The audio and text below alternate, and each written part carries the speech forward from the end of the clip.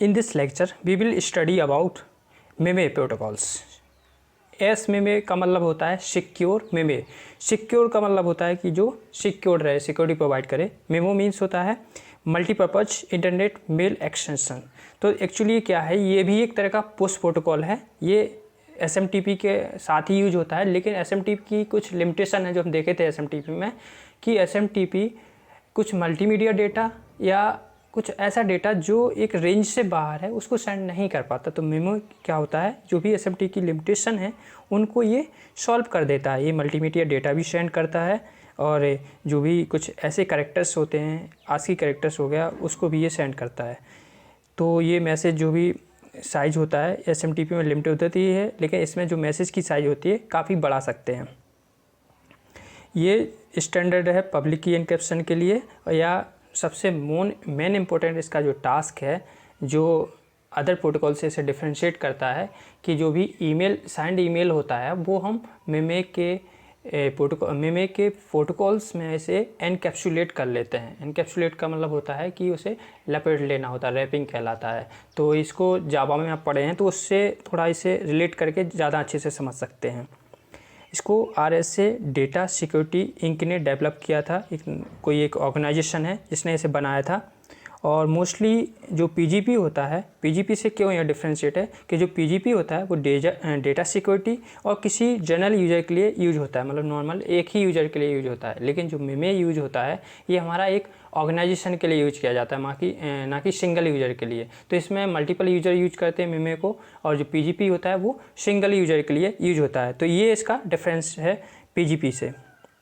अब देखते हैं इसकी फंक्शनलिटी, मतलब ये बेटर क्यों है. तो इसकी जो फंक्शनलिटी होती है, कुछ ही फंक्शनलिटी हैं. एक तो हम पहले देख चुके हैं, और ये डिजिटल सिग्नेचर एनक्रिप्शन को थोड़ा स्ट्रांगली प्रोवाइड कराता है. और इसका जो और डिफरेंस है वो ये है कि डुअल ऑथेंटिकेशन. डुअल ऑथेंटिकेशन का मतलब वो है कि रिसीवर सेंडर को ऑथेंटिकेट करेगा, वेरीफाई करेगा, और सेंडर रिसीवर को वेरीफाई करता है. ये इसकी फैसिलिटी रहती है.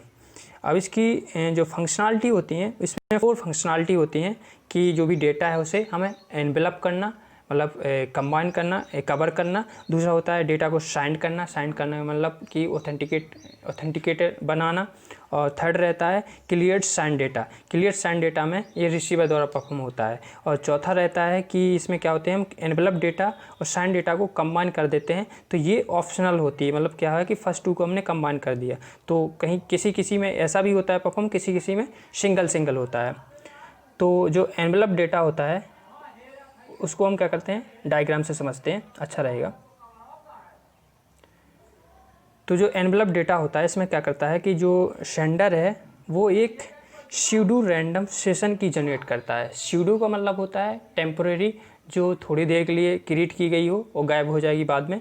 और रैंडम का मतलब होता है कि जो नंबर है वो एक सीक्वेंस में नहीं है, रैंडम है. रैंडम का मतलब होता है कि ऐसे बाई गैस, जैसे मान लीजिए पहला नंबर 1 जनरेट हुआ, 1 के बाद डायरेक्ट 99 जनरेट हो गया, 99 के बाद हो सकता है 25 जनरेट हो जाए, 25 के साथ हो सकता है 33 जनरेट हो जाए. मतलब कोई भी रैंडम नंबर जनरेट होता है. उसके बाद वैसे सेशन की, मतलब ऐसी सेशन की जो रैंडम हो और टेम्पोरेरी हो, वो जनरेट होती है. उसके बाद फिर सेंडर उसे रिसीवर की पब्लिक की से उसे एनक्रिप्ट करता है. एनक्रिप्ट करने के बाद फिर से एनक्रिप्शन होता है, उसे एनक्रिप्ट करता है वो सीक्रेट की से. तो ये कहलाता है हमारा एनवेलप डेटा. और इसका मेन मोटो ये होता है कि जो भी मैसेज है उसकी प्राइवेसी को अप्लाई करे पब्लिक की पे, रिसीवर की पब्लिक की एक्सेस करने के लिए. तो जो एनक्रिप्टेड डेटा कंटेंट होता है इसे हम कहते हैं एनवेलप डेटा. लेकिन एनवेलप डेटा में अकेला ये एनक्रिप्टेड कंटेंट ही नहीं होता, इसमें हमारा रिसीवर का आइडेंटिफायर, रिसिपेंट इन्फो होती है, इसे हम बोलते हैं. ऐसा आइडेंटिफायर जो रिसीवर की पब्लिक की को कंटेंट किए रहता है, और जिसका बेसिकली यूज होता है सेशन की को एनक्रिप्ट करने के लिए. मतलब जो पब्लिक की रिसीवर की है ये रिसिपेंट इन्फो में दी रहती है. इसे हम बोलते हैं एनवेलप डेटा. नेक्स्ट होता है साइंड डेटा. जो साइन डेटा होता है ये बेसिकली ऑथेंटिकेशन प्रोवाइड कराता है, कि जिसको केवल MEME इनेबल व्यूअर ही मैसेज को देख सकते हैं. या मतलब ये रिसीवर को, जो सेंडर है उसको वेरीफाई करता है रिसीवर के द्वारा. साइन डेटा इसलिए सेंडर द्वारा बनाया जाता है. तो इसमें क्या रहेगा कि जो भी प्लेन टेक्स्ट है, पीटी प्लेन टेक्स्ट हो गया, यहाँ पे आप देख सकते हैं लिखा हुआ है, उसको उस पर हम हैश फंक्शन अप्लाई करेंगे। जब हैश फंक्शन अप्लाई करेंगे तो हमारे पास क्या बनेगा, मैसेज डाइजेस्ट बनेगा। इसे एमडी बन के दे दिया नाम। उसको फिर हम एनक्रिप्ट करेंगे किससे, सेंडर की प्राइवेट की से, ओबियसली क्योंकि डिजिटल सिग्नेचर बना रहे हैं। ये डिजिटल सिग्नेचर का ही कंसेप्ट है साइन डेटा में। तो उसको हम क्या करेंगे, जो सेंडर की प्राइवेट की है उसे हम उससे एनक्रिप्ट करेंगे। उस एनक्रिप्टेड डेटा को फिर क्या करेंगे हम, इसे हम सिग्नेचर नाम दे देंगे। जब सिग्नेचर रहेगा तो सिग्नेचर को क्या करेंगे, फिर सिग्नेचर इन्फो मतलब साइनर इन्फो कहेंगे सिग्नेचर को। उसमें मैसेज मेंशन करेंगे, प्लेन टेक्स्ट को मिलाएंगे। प्लेन टेक्स्ट क्यों मिलाएंगे, ताकि जो रिसीवर है मैसेज रिसीव करने के बाद वो मैसेज डाइजेस्ट उससे बनाए मैसेज से और उन्हें कंपेयर करे। उसके बाद जो नेक्स्ट रहेगी आइडेंटिफायर। आइडेंटिफायर इन्फो में क्या रहता है कि जो सेंडर की पब्लिक की होती है वो भेजी जाती है उसमें। तो साइन डेटा ये रहता है। साइन डेटा में क्या रहता है कि सेंडर की पब्लिक की प्लस मैसेज रहेगा, प्लेन टेक्स्ट रहेगा। प्लेन टेक्स्ट इसलिए मैसेज डाइजेस्ट बनाने के लिए, और साइनर इन्फो। साइनर इन्फो को ही हम डिजिटल सिग्नेचर कहते हैं। नेक्स्ट इसमें स्टेप होता है क्लियर साइन डेटा। तो रिसीवर क्या करता है कि जो भी मैसेज उसने रिसीव किया है उसको डिजिटल सिग्नेचर को पहले तो ये क्या करेगा, ऑथेंटिकेट करेगा, उसकी इंटीग्रिटी चेक करेगा। उसके बाद जो साइन डेटा होता है उसको क्लियर कर देता है।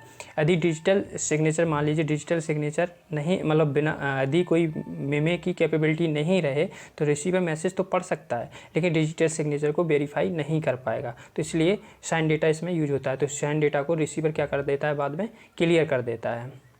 और जो मेमे में कुछ क्रिप्टोग्राफिक एल्गोरिदम यूज होती हैं, जैसे डिजिटल सिग्नेचर स्टैंडर्ड या RSA होता है, वो डिजिटल सिग्नेचर के लिए यूज होता है।